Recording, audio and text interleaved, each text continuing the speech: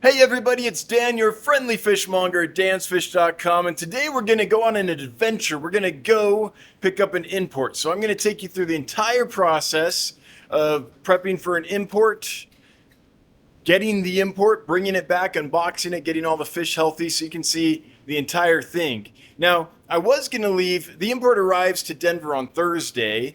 I was going to leave tomorrow, which would be Wednesday, but we've got something going on. Let me show you. Got that going on. Big snowstorm. So I'm trying to thread the needle between two storms. So it's Tuesday today. I've got to take off a day earlier. This afternoon it's going to freeze solid. Right now the temperature is about 32 degrees. By the time I get back on Thursday, it's going to be negative 20. So I've got to thread the needle to get down there before the highways get so icy that they close them. The storm should end Thursday morning. So if I pick the fish up in Denver Thursday morning, hopefully they'll have the roads cleared up here in Wyoming by the time I'm coming back Thursday afternoon. That's the plan. We'll see how that needle threads. But in winter here, you just got to roll with the punches. Anyway, we've got all the paperwork done. We've got the airway bill all set. We've got confirmation the fish are coming. We've got the transfer from Los Angeles to Denver all set up. We have the cargo reserved. Everything's in place. We've cleaned a bunch of tanks. We have a bunch of clean tanks for the new fish to come into, a bunch of empty tanks. So we should be good to go. So grab my sweatshirt, grab my boots. Need boots on a trip like this. And let's go. We're gonna go in, this is Marv. Marv ain't pretty, but he gets the job done. He's a big 15-seater passenger van. And we just tore out all the seats to make him a cargo van. So here's our kit. This here is food. This here is extra water. If you get stranded on these freeways out here in the middle of Wyoming, you need food and water. This is my survival sack. This has really warm snow pants in it. Has really warm gear in case I have to spend the night in this thing if I get stranded on the freeway. Snow scraper, shovel right there in case I have to dig out. Jumper cables right there. A bunch more clothing.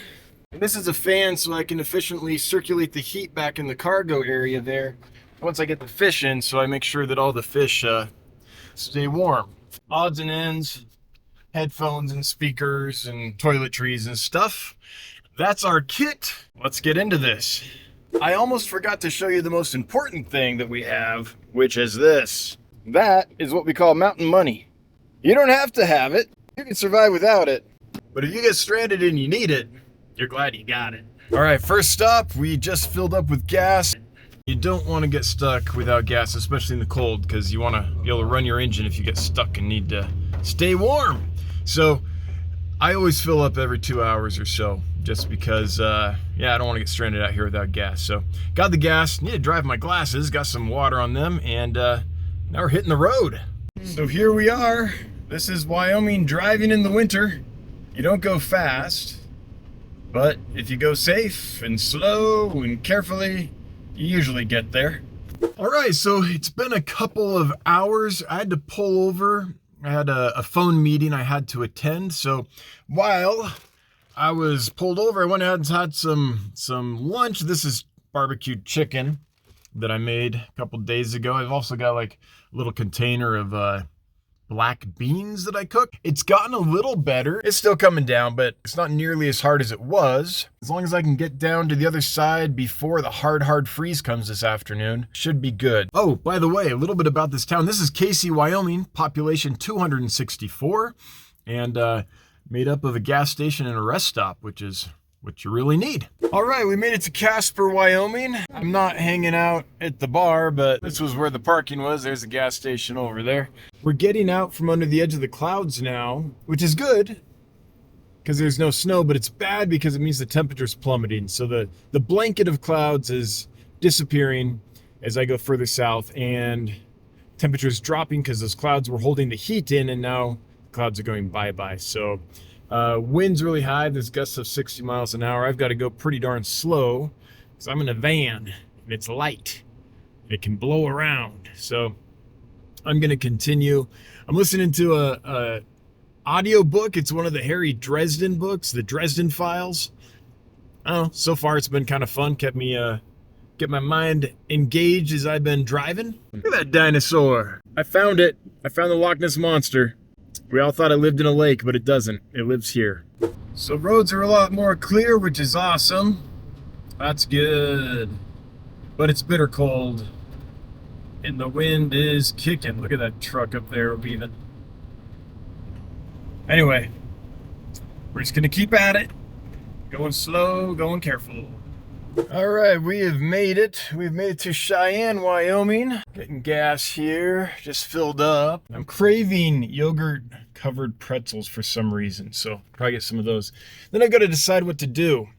There's someone that is in the Denver area that I'd love to go see their fish room tomorrow and hang out with them a little bit if I can. So I'm going to check the latest weather and things.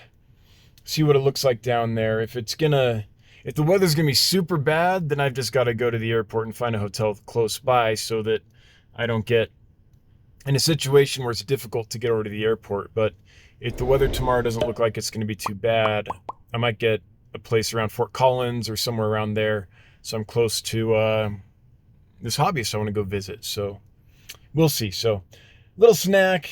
Check the weather and I'll get a game plan together. But I've made it this far, so that's not too bad. All right, well, I decided to just go straight through to Denver because storm's coming in tonight. So I made it all the way down. It's 7:30-ish, I think.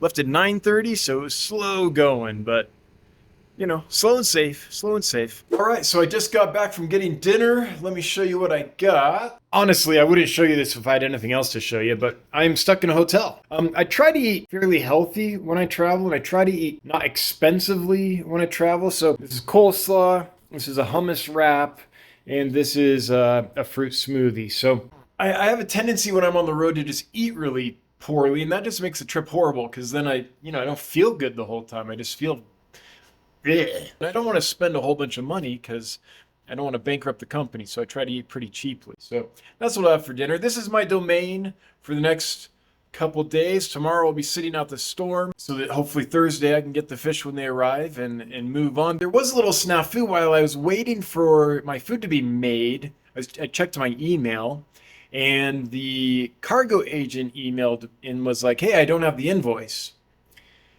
That's a problem because they're supposed to turn that invoice in earlier today, so Fish and Wildlife has at least 24 hours with it before they release the fish the next day. And they're not gonna have 24 hours because the inspection's tomorrow. It's nighttime now, and the inspection's tomorrow early afternoon when the fish come in. I know the agent did get the invoice because I got it last night just after midnight, and the agent was CC'd in that email, but somehow they didn't see it or something. I don't know exactly, but hopefully this doesn't hold things up. There's always something. Always something. We're just going to eat, and after I eat, I'm going to call my wife, and then I'm going to sleep, and tomorrow's a new day. Well, good morning, everybody. I hope you slept well. I did. Every now and then, a hotel room's just what you need to have a good sleep. Usually not. Usually, I get a hotel room and I can't sleep, but last night, great sleep, probably because it was such a crazy drive down. It took so much out of me. But weather doesn't look too bad this morning. Let me show you what the snow looks like. It definitely snowed, but it doesn't look like it's going to be crazy. I checked the map of the weather and the road conditions and all that, and it looks like, yeah, there's going to be a little snow, and it's going to be slick and stuff. I'm from Wyoming. You got to do better than that, Denver, if you want to keep me down. So I'm going to go try to visit a couple fish rooms today, which I think will be super fun. As long as the flight gets down okay and everything that has the fish on it and touches down in LAX, then there's not much for me to do but wait. I'll be on standby in case the crew in LA has some questions or the Fish and Wildlife inspector has some questions. Sometimes they do. Oh, and it's a good thing that I drove down a day early because this morning I checked the road conditions in Wyoming and just about every freeway is closed. It's all red. All the red on the travel map means that freeway is closed. And it's like the 80's closed, the 90's closed, the 25 is closed. Every route to get to Denver was closed. So it was a good move to come down yesterday, for sure. Well, all right, it's Wednesday now. No, it's Thursday now. This is my third day here. I got in Tuesday night. Yesterday was fun. I went around and I saw some fish stores. And I didn't film any of the stores because there was a lot of customers there, and I didn't want to be that guy, right? I didn't want to make the customers feel uncomfortable. That's not good for the fish business. But I did tour Charles's house, Geek Boy, as he's known in the live stream. So there'll be a video coming out where you can see all of Charles's amazing planted aquariums. The folks in LA said that the shipment came in really good shape, so that's good to hear. However, it's such a big shipment that they had to divide it up into 3 flights. So I'm going to go to the cargo terminal in a bit, pick up the first flight of fish. That'll be the first third, I guess, of the shipment, bring them into this hotel room, stack them up so they stay warm, and then in an hour or so, I'll go get the other flight, and then what time is it now? It's about 11:30. The last group of fish won't come in until like 5:30 this evening. So yeah, that's not ideal. But anyway, we ordered a lot of fish. So that's going to be my day. I'm going to have lunch today with the Southwest Cargo rep, see if we can talk some business and get a better rate. That would be amazing. All right, so made it to Southwest Cargo. Feels kind of like a second home to me by now. Pretty soon though, they'll bring our stuff down that ramp and we'll throw it in Marv.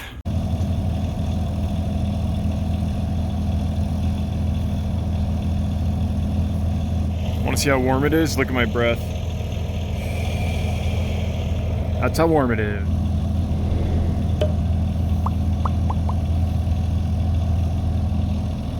All right, there it is. First pallet of many. Got the first batch loaded, and got to come back for another batch in a bit.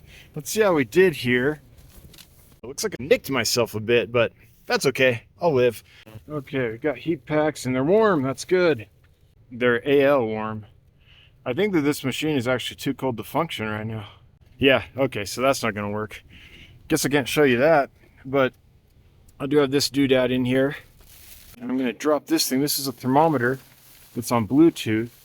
That little Bluetooth thermometer is down in that corner because it's in the very back by the door.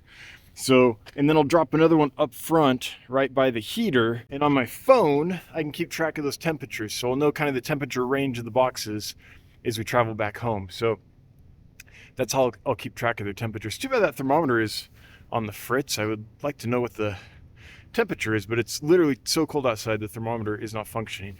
And my fingers are starting to go numb. So I'm gonna put that thermometer in the other one, get in the truck and drive back to the hotel where I can keep these warm and keep myself warm. Yeah, I'm here at the cargo, I don't know, what do you call it, dock? And the fish haven't arrived yet. The flight landed, about half an hour ago. No, 45 minutes ago. But the fish haven't quite made it yet. So that's, I guess, to be expected. It usually takes about an hour. I'm a little early. So what I'm going to do is finish that barbecue chicken I came down with. Hopefully it's still good enough I don't get sick. So have a little dinner. Then hopefully when I'm done eating, they'll be ready to go. I can get the last few boxes, fill this sucker up the rest of the way, and head back to Sheridan. I'm not looking forward to that icy night drive. It's gonna be a slow one, real slow, but it's the life of a fishmonger, and guess what? I could be doing something else that wasn't nearly as fun. Driving's not fun, but fishmongering in totality, that's fun. All right, I'm gonna get some food in me. All right, I don't know if you can tell, but I just got the last 5 or so, the last few boxes in here. They were on the stragglers that were on plane number 3. I checked the temperature. Now that's cold, but that's not cold enough to kill the fish. So that's actually okay. And they'll warm up in the van as we drive. Speaking of driving, I got a long one. It's gonna be slow. 6:30 now. I bet I'm home at 3 a.m., 3:30. That's my guess. Hopefully faster, hopefully I'm wrong, but that's my guess. And I'm gonna get to it, so I'm gonna get driving. See you there. We made it to Cheyenne, yay.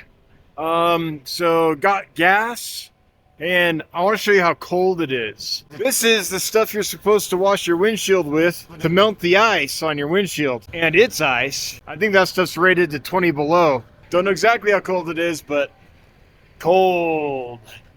All right, I'm gonna pee. That's what I'm gonna do. That sounds like heaven right now. Then I'm gonna get back on the road and probably check in with you, Casper. All right, see you there. Welcome to Casper.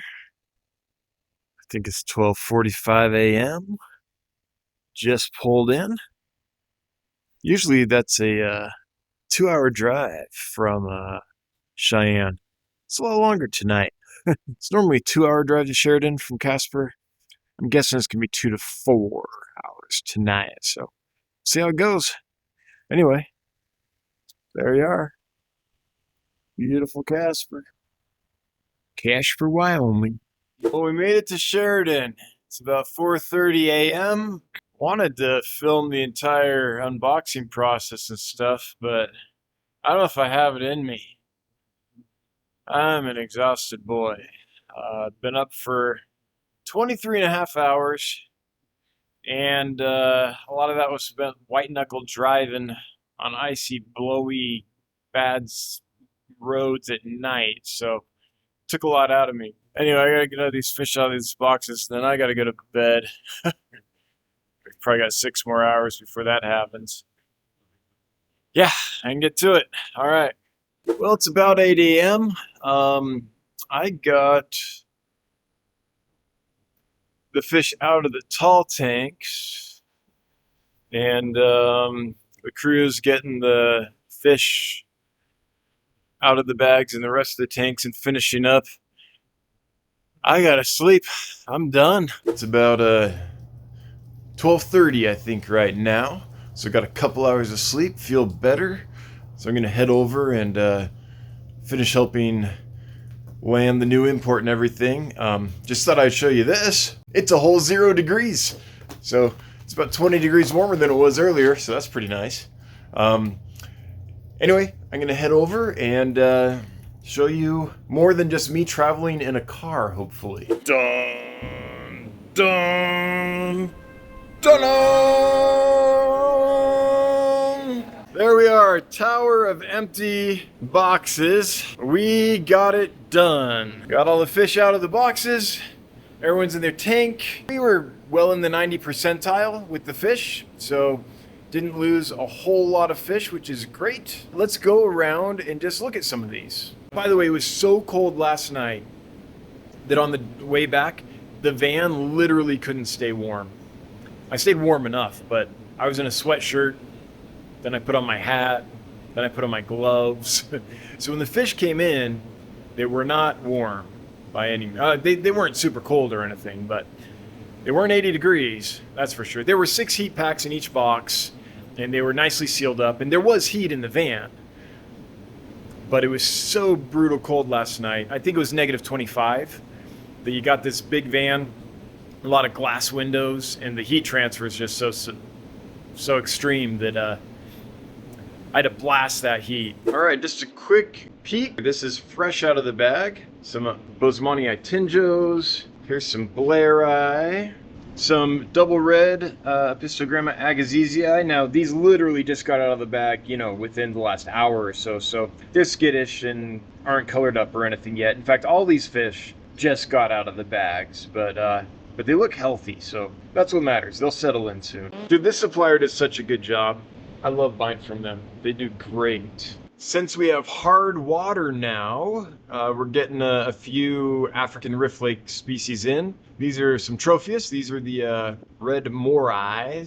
Nothing makes me happier than pygmy cories when they come in chonky. They come in fat and sassy. That's what we want. We got in several types of hillstream loaches this time, and each one looks better than the last. This is Pseudogastromyzon zebrenus. Bellies aren't horrible. Like, these guys have been without food for a few days at least, and they have good body weight still, so that's a great sign. Okay, another hillstream loach. Looking fantastic. Look at the bellies on them. That's what you look at, hillstream loaches. Well, you look at lots of things, but one of the main things is the bellies. Some more hillstreams, and I'm just thrilled with these bellies. That is fantastic. Good suppliers do this. They make sure the fish are fat and sassy before they send them on. If they do that and they don't overcrowd them when they package them and treat them with respect, things usually go pretty well. I can't abide suppliers though that are just like, I know those fish look like they're dying, but I'm gonna send them anyway. Like, this person does a good job.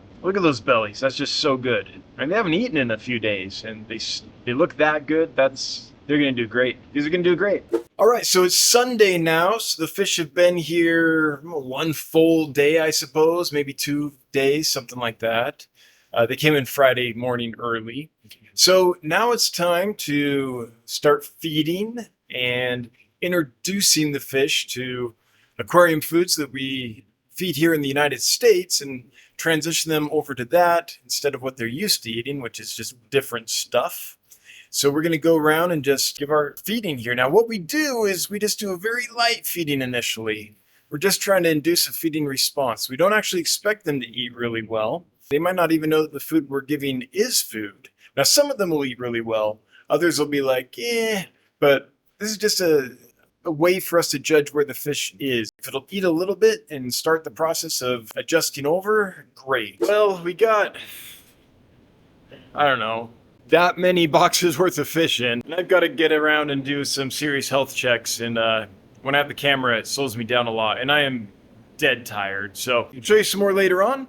But for now... Hey everyone, it's Dan. If you want to learn more about aquarium fish, we do a live stream every Wednesday at 9 p.m. Eastern on the Dan's Fish YouTube channel. If you're in the market for aquarium fish, check us out at dansfish.com. We ship to the US and parts of Canada. And if you want something fishy to wear, we've got merch. Till next time, have a good one. Bye-bye. Cash for a while only.